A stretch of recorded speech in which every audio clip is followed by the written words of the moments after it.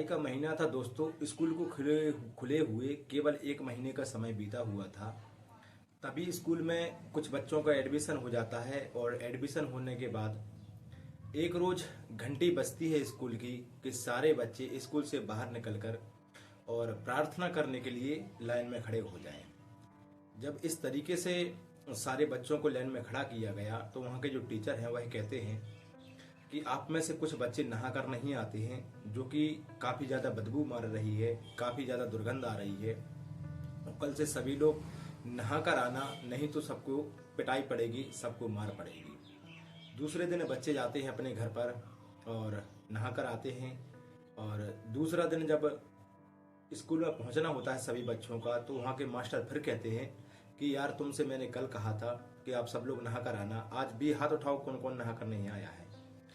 फिर दूसरे दिन 2-4 बच्चों ने हाथ उठाया कि साहब सर हम किसी कारणवश नहाकर नहीं आ पाए हैं, किसी की तबीयत खराब थी, किसी का कुछ था। तो सर ने कहा कि यहाँ पर दुर्गंध आ रही है, बदबू आ रही है और तुम लोग नहाकर नहीं आते हो, इससे माहौल खराब हो जाएगा, आप लोग भी बीमार पड़ जाओगे, साथ में जो पढ़ाने वाले टीचर भी हैं वो भी बीमार पड़ जाएंगे। समय बीतता है दोस्तों, तीसरा दिन होता है। तीसरे दिन बच्चे भी अपने घर पर जाते हैं, अपने माता पिता से कहते हैं कि हमारे लिए अच्छे से नहलाइए धुलाइए और हमारे जो कपड़े हैं उनको भी साफ कर दीजिए, क्योंकि टीचर बहुत गुस्सा होते हैं, हमेशा दुर्गंध आती रहती है हम लोगों में से। जब तीसरा दिन होता है दोस्तों, तो इसी प्रकार तीसरे दिन भी घंटी बजती है और प्रार्थना के लिए सभी बच्चे लोग इकट्ठे हो जाते हैं वहाँ पर। तब फिर से टीचर पहुँचते हैं कि यार आज और ज़्यादा दुर्गंध आ रही है, आखिर बात क्या है और कौन है जो आज नहाकर नहीं आया है। तभी सभी बच्चे हाथ खड़ा कर कहते हैं कि सर हम नहाकर तो आए ही हैं, साथ में अपने कपड़े भी धुलवा कर लाए हैं। हमने अपने माता पिता से भी ये बात बोली थी कि हमारे सर हमसे गुस्सा करते हैं और हमारे कपड़े साफ सुथरे कर भेजिए हमें और हमारे कपड़ों को भी। जब दोस्तों इस बात का पता चला मास्टर को कि शायद बच्चों में से नहीं कहीं और से दुर्गंध आ रही है, मास्टर ने दिमाग लगाया और सबको शांत रहने के लिए कहा गया। इधर उधर जांच पड़ताल की तो मालूम चला कि एक जो स्कूल के बगल में ही सेफ्टी टैंक है, उस सेफ्टी टैंक से बदबू आ रही है। दरअसल उस सेफ्टी टैंक के ऊपर एक पत्थर रखा हुआ था। जब जैसे ही जो टीचर और वहाँ का जो स्टाफ का इंसान वह वहाँ पर पहुँचता है और कुछ बच्चे भी वहाँ पर पहुँचते हैं जो समझदार थे। बच्चे जब वहाँ पर पहुँचते हैं तो देखा कि एक सेफ्टी टैंक के अंदर से दुर्गंध आ रही है और उसको जब हटाकर देखा गया तो उसमें सड़ी गली हुई एक लाश पड़ी हुई है। जब मास्टर ने इस बात को देखा तो उसको बड़ा अचंभा हुआ, बड़ा परेशान हुआ, लेकिन मास्टर ने उसी समय तत्काल रूप से कॉल किया। तो जो उस गांव का प्रधान था उस प्रधान को कॉल किया गया और प्रधान जी जब वहां पर आते हैं तब यहाँ पर इस बात का खुलासा होता है कि जो बच्चा मारा गया है, जिसकी डेड बॉडी पड़ी हुई है, वह एक 15 साल का लड़का है जो कि 10वीं का छात्र था।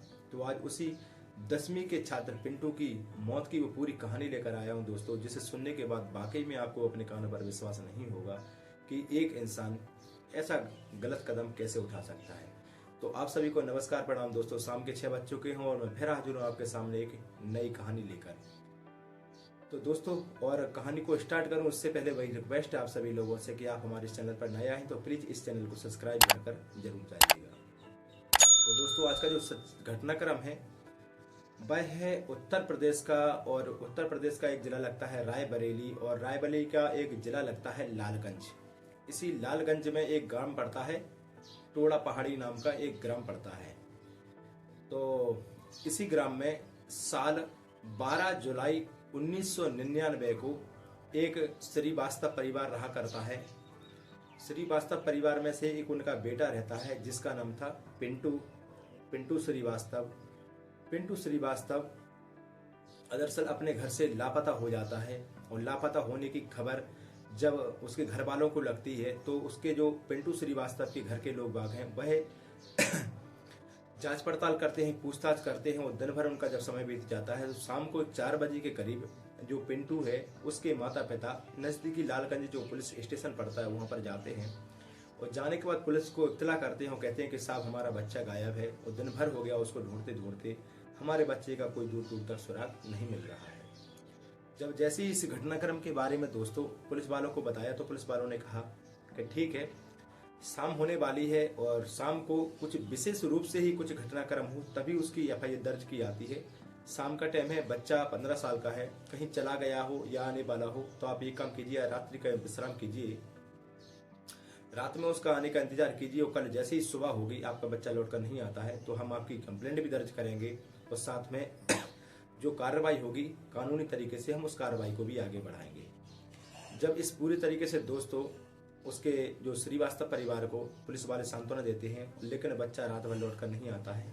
सुबह पुलिस को कंप्लेंट की गई, पुलिस ने कंप्लेंट की लेकिन छानबीन की, पुलिस को दूर दूर तक कोई मालूम नहीं चल रहा था। अब ये बात पूरी खबर थी दोस्तों, तो पूरे गांव की खबर नहीं थी, अब एक खबर पूरे जिले लेवल तक पहुंच चुकी थी। और जिले लेवल तक पहुंचने के बाद जब senior inspector, DIG, SP, IG सभी लोगों को मालूम चला तो वहां पर धरना प्रदर्शन स्टार्ट हो गया। जो बड़े बड़े अधिकारी लोग आए तो उन्होंने आश्वासन दिया कि 3 दिन का समय दीजिए और 3 दिन का समय दीजिए, हम बच्चे को कैसे भी करके ढूंढ कर निकालेंगे। तब दोस्तों धरना प्रदर्शन बंद होता है और पुलिस 3 दिन तक बड़ी मुस्तैदी से अपने कार्य को अंजाम देती है, लेकिन पुलिस के हाथ फिर भी एक निराशा लगती है और निराशा लगने के बाद पुलिस वालों को दूर दूर तक कुछ समझ नहीं आ रहा था। लेकिन वहाँ के जो आईजी साहब थे उन्होंने बैठकर कुछ विशेष अधिकारियों से बात की कि जहाँ जो बच्चा गायब हुआ है उसकी जड़ से लेकर ऊपर तक की पूरी जानकारी की जाए। तब कुछ अधिकारी लोग दोस्तों क्या करते हैं, जो पिंटू नाम का लड़का है उसके पास जाते हैं। उसके पास जाने के बाद उसके घर में जाते हैं जहाँ पर पिंटू का रूम था और पिंटू के रूम में पढ़ने वाला विद्यार्थी था, तो उसके कमरे में कुछ बुक्स रखी हुई थी।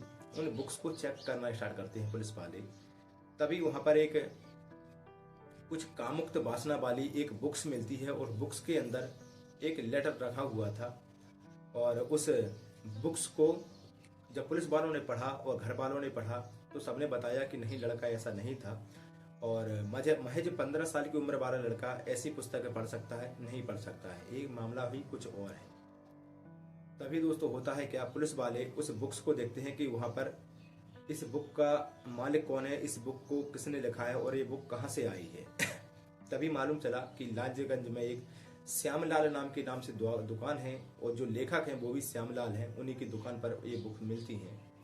तो उस पर जो श्यामलाल था उनका एड्रेस डला हुआ था। जब जैसे ही पुलिस वाले बुक्स को लेकर वहां पर पहुंचते हैं, पहुंचने के बाद उसे पूछते हैं कि ये बुक्स क्या तुम्हारे यहाँ की है, तो वह कहते हैं कि हाँ साहब मेरे यहाँ की बुक है और मैंने ही इस बुक को लिखा है। तभी दोस्तों होता है क्या कि पुलिस वाले उससे पूछते हैं कि लेने के लिए लड़का आता था क्या, तो पुलिस वाले कहते हैं हाँ साहब ये नज़दीक में रहने वाला श्रीवास्तव जी का लड़का पिंटू है, वो अक्सर ऐसी बुक्सें लेने के लिए आया करता था और लेके चला जाता है। और अब आगे क्या होता है मुझे इस बारे में कुछ मालूम नहीं है।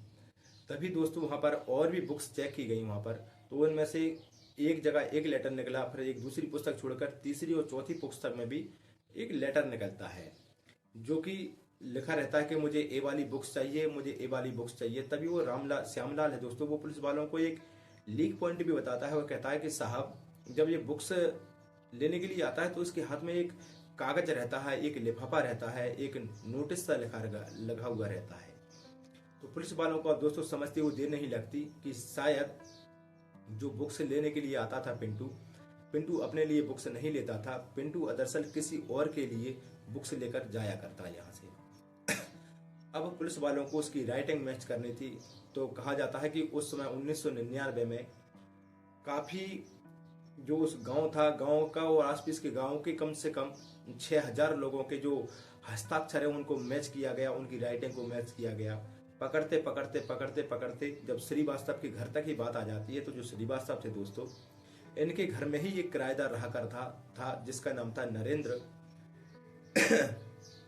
नरेंद्र जो किराएदार रहा करता था दोस्तों, तो इसकी बीवी के ही पास जब पुलिस पहुंच जाती है और उससे पूछ जाता है कि तुम अपनी राइटिंग लिख कर दिखाओ। तो जब उसने राइटिंग लिखी तो सेम उस लिफाफा से इसकी बीवी की राइटिंग मैच कर जाती है। अब पुलिस वाले उसी आधार पर उसको अरेस्ट कर लेते हैं, उसकी मारपीट करते हैं। मारपीट करने के बाद जब उससे पूछा जाता है तो वह पूरा वक्तव्य अपना कबूल कर लेती है और कबूल करने के बाद वो सब कुछ बयां करती है।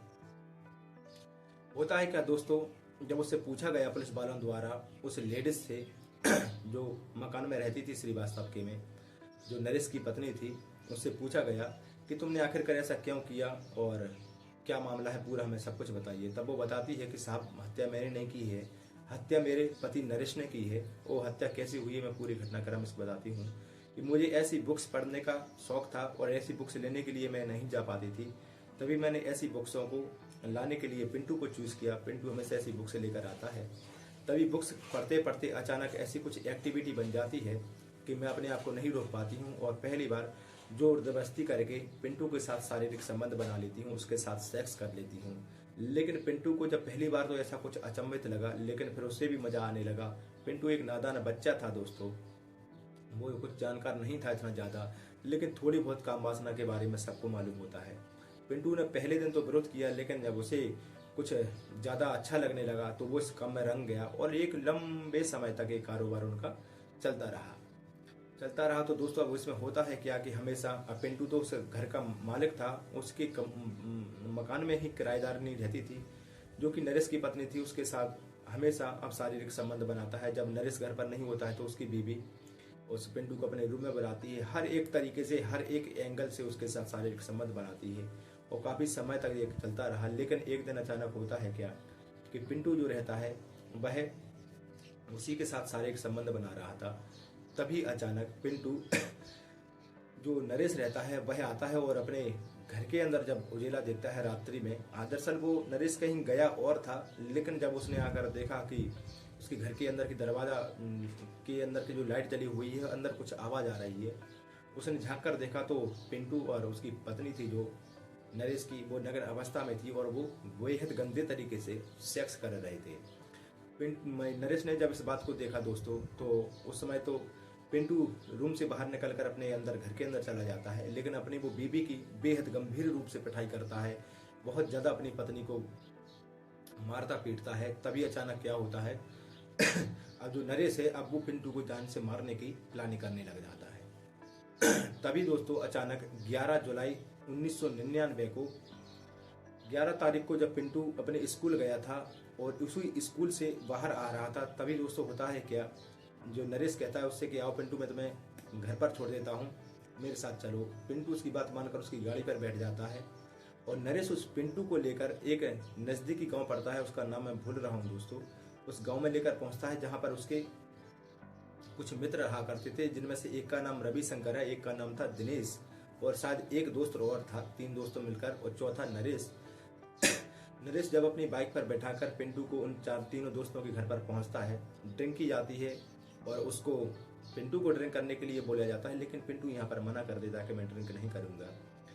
तभी सभी लोग, जो 4 दोस्त थे दोस्तों, नरेश समेत उसके जो दोस्त थे, वो सारे लोग नशे में टुल्ल हो जाते हैं, बहुत ज़्यादा दारू पी लेते हैं। अब उनमें से सभी लोग पूछते हैं पिंटू से कि तुम उसकी बीवी के साथ कैसे कैसे करते थे, क्या क्या करते थे, पूरा सब कुछ हमें विस्तार से बताओ। पिंटू यहाँ पर हर एक बात को, बच्चा था, नादान था, सब कुछ आसानी से एक एक पन्ने के हिसाब से सब कुछ बातें खुलता गया और सुनता गया। लेकिन उसके जो दोस्त थे वो कहीं ना कहीं मुस्करा रहे थे, हंस रहे थे, वो कुछ मजाक भी उड़ा रहे थे।